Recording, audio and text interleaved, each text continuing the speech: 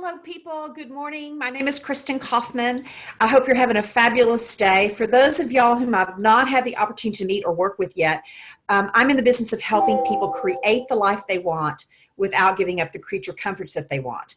I'm what I call a recovering corporate executive. I left the corporate mothership about 15 plus years ago to create a portfolio entrepreneurial lifestyle, which I have absolutely loved every minute of, not without its travails, not without its challenges, but absolutely one that was worth the endeavor, worth the sweat equity, and worth the courage to actually embark upon this journey. So that's what leads me to my topic today and what I wanted to address. In speaking with so many people, they've asked me, what were the couple of 3-4 things that helped you shift your perspective of how you absolutely wanted to create the life you wanted? What was it that ultimately shifted you and put you on this trajectory to build this life of entrepreneurial lifestyle?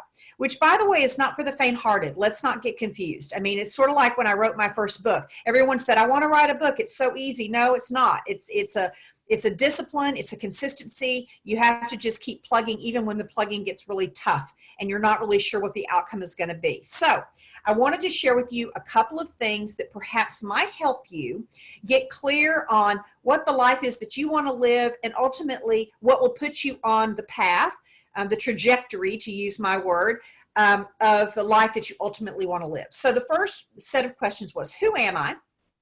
That sounds a little bit weird and a little esoteric and maybe a little bit deep, but I will tell you something.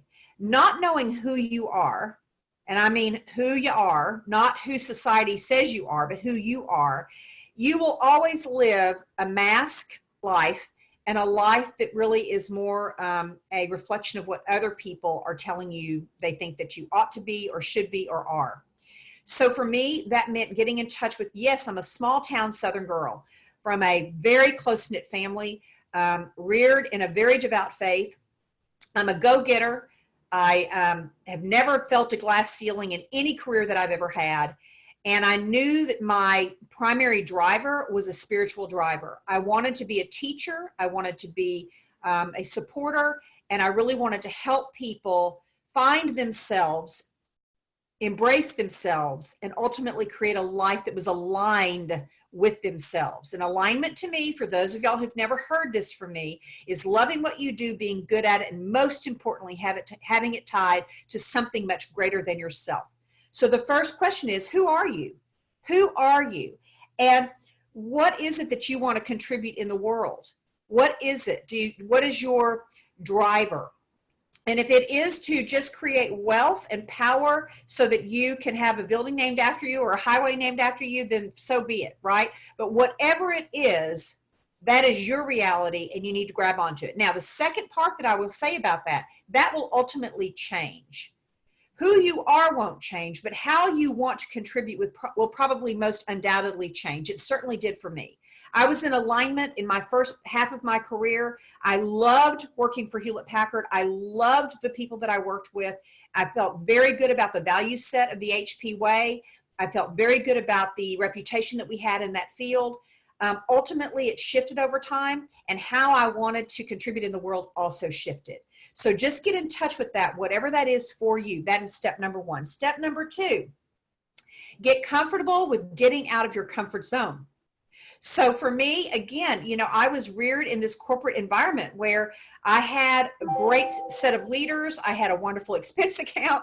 I had a lot of support around me. And by golly, when I went out on my own and I had to do my own books and I had to manage my own expenses and I had to create my own marketing materials, I had to do my own business development as well as the delivery of the service.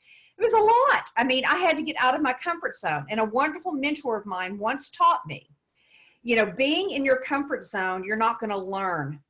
You're not going to learn. You're just going to stir and stir and stir. If you move into what we call the learning zone, not the panic zone, but the learning zone where you push yourself outside of that comfort zone, wow, you really will learn how strong you are, and you will learn what really makes your heart sing. And you will find a rhythm that is dictated only by the drum in your head, not by someone else's drum. It's sort of like dancing to your own tune and dancing to your own beat.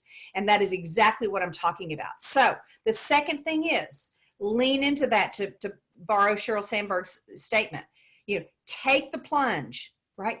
Go there, get out of your comfort zone, because it is so liberating, and it will absolutely give you, I guess, a feeling of, wow, I can do anything feeling. And I've heard people who run marathons tell me that they get there about midway through and they begin to get into that rhythm, and they know that they can get there. It's the same thing pretty much with any endeavor that we strive to embrace. So that's the second thing. The third thing that I will end with, and this is the Nike commercial, just do it. Just do it. Getting in touch with yourself and having that clarity and understanding kind of what you want to do in life and how you want to contribute, and getting out of that comfort zone is just part of it. Then you have to take the plunge. You have to take the plunge. You have to do it. And you have to take those actions consistently every day, day in and day out. And trust me, it is not always easy. There are mornings when I used to wake up when I was writing my books, I was like, oh my gosh, I don't really want to have to write today, but I knew I had to. You have to do it every day. It's just like working out.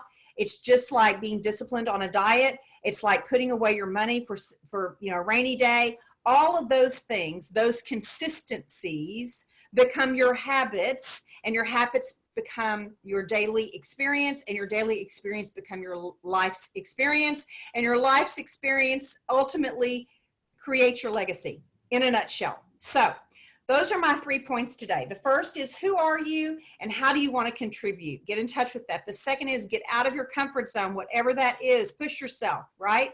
And the third is, just do it. Do it consistently, day in and day out, and trust that if you are clear and in alignment, the world will open up for you, and you will indeed create the life that you want. So with that, again, my name is Kristen Kaufman. I'm in the business of helping people create the lives they want without giving up the creature comforts that they want.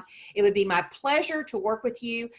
Below, I'm going to put a link as how you can get in touch with me if you'd like to visit with me, if you would like to get one of my assessments so that you can really get in touch with who you are and how you want to contribute. And the third, if you are at a loss as to what opportunities are out there and you'd like to explore some opportunities, I'm going to put a link in there that potentially could be a vehicle that you would like to consider. So with that, make it a great day.